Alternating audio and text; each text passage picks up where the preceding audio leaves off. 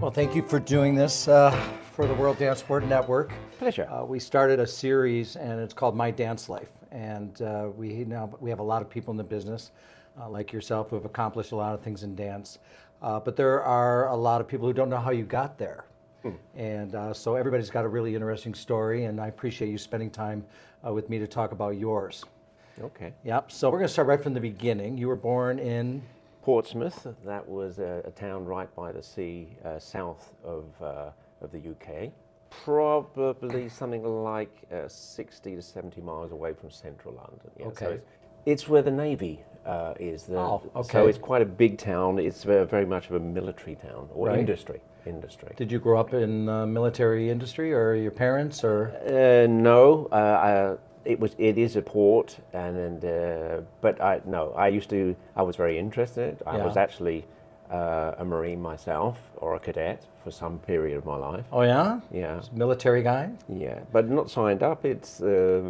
It was something that you could do as a if you would want to go into the force. Interesting. And did they have ballroom dance classes in Portsmouth, or how did you get started in dance? Yeah, well, around the age of 7, my parents moved up towards Weybridge, which is about 30 miles away for my father's work. And it's a very small place called Knapp Hill, which you will never, ever find. But It sounds wonderful. Knapp Hill. Knapp Hill, yeah.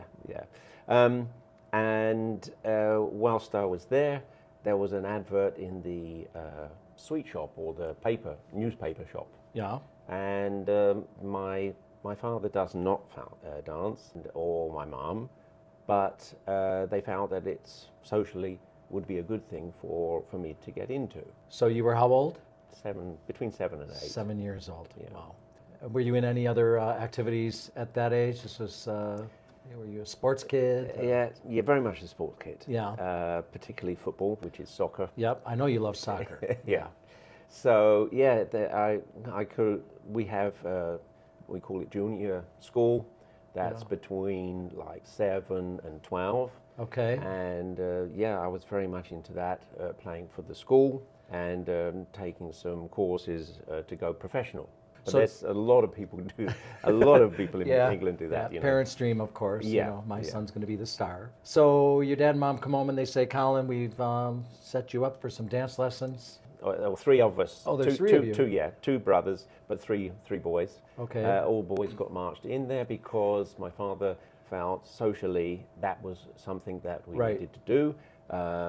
When mum and dad were going out of any sort of function, my father was unable to dance. My mum danced a little bit, Okay. but my father nothing. And he felt it was a social holding back, Yeah. so all the boys would go and do it. So it's his awkwardness with that experience that made him think he didn't want you to have that. He wanted you to, you and your brothers. Yes. Yeah, I mean, dancing was so huge in England. Everybody danced. Yeah. Not everybody liked it. Did you like it right away? Were you? I can't say I liked it or I disliked it. It was something that was a bit difficult for boys to go into because that was not something they did. Right. It wasn't that they couldn't, but they were not doing it. 2 or 3 friends, I had more than that, but 2 or 3 that knew what I was actually going to. Yeah. Dance classes. Right. Because that was something generally for girls. Right. Yeah, absolutely. When did you discover that there was competitive dancing? So I think dance schools at that time were very good at like bringing you forward and keeping you going in the different grades. And the 2 dance teachers that I were with had one son who was in the dancing, and then I got passed on to the son. Okay. At that time, dancing was dancing. Right. I didn't know the difference of any styles or any divisions or anything like Right. that. It's called old time dancing. Not Old time. Old time. Not old fat dancing. No. It's been that long now. Old time. Old time, really? So it's That's what 16 called. bars. 16 bars of a 2-step or a waltz or a gavotte, and I learned all of those different dances. There was hundreds of them. hundreds maybe, not, Yeah. but there was lots of them. There were a lot. But then the parents that they had the son, he was doing ballroom and Latin. So then I got introduced at that. Ah, okay. And yes, and then dance with the daughter of that dance, which was the granddaughter of the people that I started with. Oh, okay. So was this your official first partner? More or less, yes. More or less? Yeah, yeah, serious partner, yeah. What was her name? Amanda. You even remember her There name, you go. see? It must have been serious. And you and Amanda did your first competition together? Yes, we did, certainly up to 12 or 13. Oh, wow, that long. Yeah, So yeah. that's longer than most partnerships. Yeah, you're right.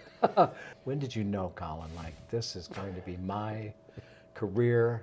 I Yeah. love this. I want to really study it.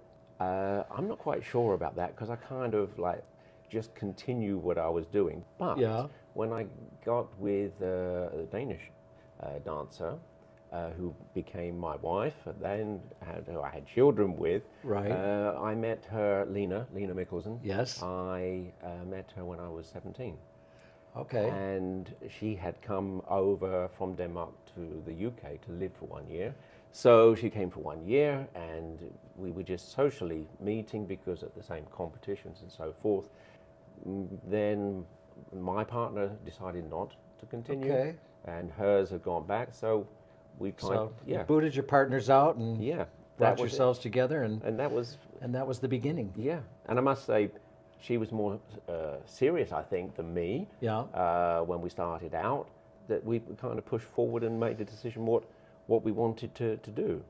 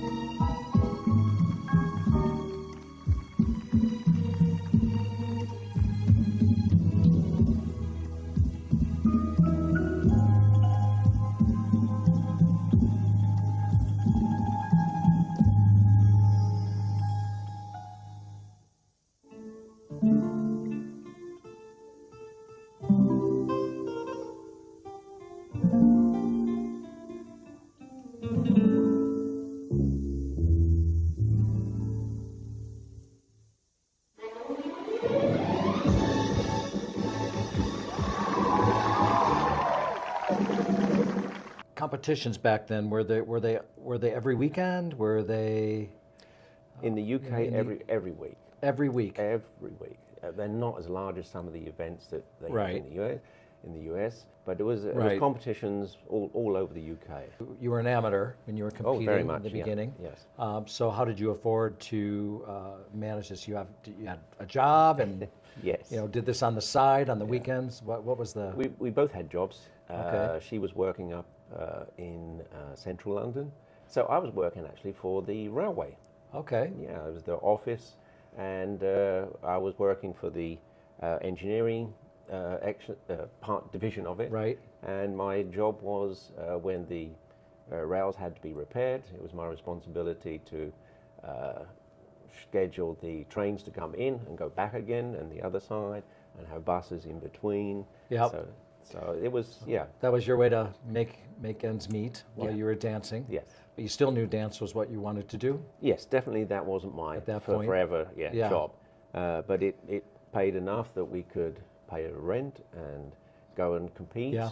And from there, we kind of were picked up by, was Dance News at that time, which is now the UK, and who run the UK championships together with the international, the director of that, and that's where the overseas came into it. When you say you were picked up by them, how does that work? Maybe this is interesting. Oh, it is. Maybe this next bit is going to be interesting. Lena was Danish, I was English. Yeah. So we went to go and dance a competition, and all open competition, no problem. So then we said, okay, we'd then like to represent England and dance for England, and you can't do that because your partner is Danish Oh. at that time. Right. because anyone dancing together were from England, or Denmark, or wherever. So there was no Yeah. mix. So then we went to Denmark, and they said, well, you can't do that either because Colin is English. And that was when, that was one of the directors. We get to talk with him. What can we do? How do we deal with this? It wasn't there. So then they started to make something of it. Wow. So that's how that started. It changed. Yeah. Now, of course, it's normal. Yeah. Right. You won the UK. Yes. Right. So traveling around, and we became known as the Dane English / English. Okay. So we danced around Europe under that. We danced under the UK, and when it came to the final decision, it didn't work out in England for us to do that. So Denmark said, if you want to dance for the country and you signed for 1 year, you could continue. So then that gave us the opportunity to dance nationally, the nationals. Danish nationals. So you're representing Denmark now. Yeah. 90% of the time we danced for Denmark. Right. Because England was not a possibility. Did you do both styles? We had to at that time. At that time, right? Everybody sort of did, yes? Yeah. I mean, our love was for Latin, and Yeah. our height was, because that was the other thing. She's about a foot smaller than me. Okay. And that was not a thing that you did in those days. You found someone the same height. Right. So this was different, and the country was different. And maybe for your viewers, one of the funniest things is that a lot of people would say to me, "Wow, your English was so good, you know. Where did you learn it? Because you come from Denmark." And I used to play on that. Oh, I used to let it go. So, I bet. I just been picked it up here and there. Yeah. Even the accent. Even the accent, yeah. I got that down. Yeah. So you were amateur champion. In the UK, Blackpool, international, the Worlds, and the European, when there was like just 2 events. Yeah. Yeah. I looked up your Wikipedia. Oh, there you go. That was Very impressive, Colin. There's a list. It goes forever, you know. When you turned professional, was it just something you were ready for, or your coaches said, you know, now it's time, you've accomplished enough in this? How did that transition go? It was maybe a little bit easier in those times than today. Yeah. There was 1 World Championship, there was 1 European, there was 1 so it was typical that to try to win all of those events, or as many as you could within that year. I see. And it was generally accepted that if you win that, then the next step would be going into a professional. Pro. Who is your main coach? Who are your coaches? Espen Solberg played a big part in that. Walter Laird was very much the starting point for us. Right? Yeah. And then we had a couple of others around that. Fletcher's. We went to more to the end of our career. Yes. And Stylianos and Lorna Lee. These were Espen, Waterleed, and some big Stylianos. names. Yeah, they were ours. But at that time, it was important that you had some main body who could teach you how to dance, another one to help you as a competitor, either in the choreography or the use of your work, and that was kind of it. It was 1 lesson a week if we could manage that. If you could afford it. Yeah. What is do you have a favorite memory, one special win that is way up there? And the European Championships, that was, I think, the pinnacle, and then winning the Worlds in Switzerland. Those 2 of the titles in England, the British was a very important one. Right. So to win the British and the international, and get those in 1 year, that was Wow, that's impressive. Yeah, that felt good. Yeah. And when did you come over to the U.S.? We came over a little bit in the beginning and competing, and then adjudicating, and that's when I started to make a decision. Then, am I going to travel all the time? Right. Or, well, across the pond, right. or all around the States, I guess now. Yeah. But yes, so it got more and more, and then I started to enjoy different parts of the States, and that's really where I decided, okay, I need to get somewhere to live and not stay in a hotel, half of a year. Yeah. Right. Little did I know I still do it now. Be But here. it's, When you retired from competing, do you remember the year? that would have been 91. 91? And Your viewers won't even know what 1991 is. I but- competed in the 1900s, so I'm with you. They will, though. When you retired, was that an easy decision for you at that point? Were you still struggling? I see sometimes I see champions and they retire and then now they want to come back out and try one more time, and sometimes it works, sometimes not. Having the partnership from amateur and professional, Right. it was a decision that actually Lena made herself, or Okay. said that she wanted to. She was done. Yeah, and like burnt out more or less. Right. Yeah, she was the first one to admit it, I think, and Yeah. I took a little bit longer to find that. yeah. But one of the things that we did want to have was a family as well. Right. So which we did. You have children. Now we do, but then we decided maybe we would retire a little earlier and then have children a little earlier. So that was the decision to make, and we were around, I think, our best placing were around third in the professional at that stage. Yeah. So that's when you had, huge, for me, huge names in there. Dell there, and Donnie Burns and Gaynor. Right. There was a lot of those. But you were right in the mix. In the mix, So, yeah. Yeah, you were right in the yeah. mix, absolutely. When you came to the U.S., you decided you wanted to make the United States your home. Was that a part-time thing at the beginning? Were you here? Yeah, it was a part-time in the beginning. Where did you go? New York. New York? Yeah, 15 years there, yeah. How did you like New York? It suited me at that time, where I could come into the country, Yeah, easy access to easy anywhere in the world. access around the world, and also if you wanted breakfast at 3 o'clock in the morning because you come back from Asia and Right. your time, body Right. time was different, you could go and have Right. breakfast at 3 o'clock in the City morning. that never sleeps. Right, and it's very true. Yeah. Now, how did you end up in Houston, Texas? So you get to a stage in life when you say, what do I really want? What's really important at this Right. point? So I knew that I was getting fed up with the 6-hour flights east and west. Right. You know that I'm involved with partners in Right. San Francisco in the competition. Right. So Houston was middle. It was a place where it had a huge, or United as a hub, important.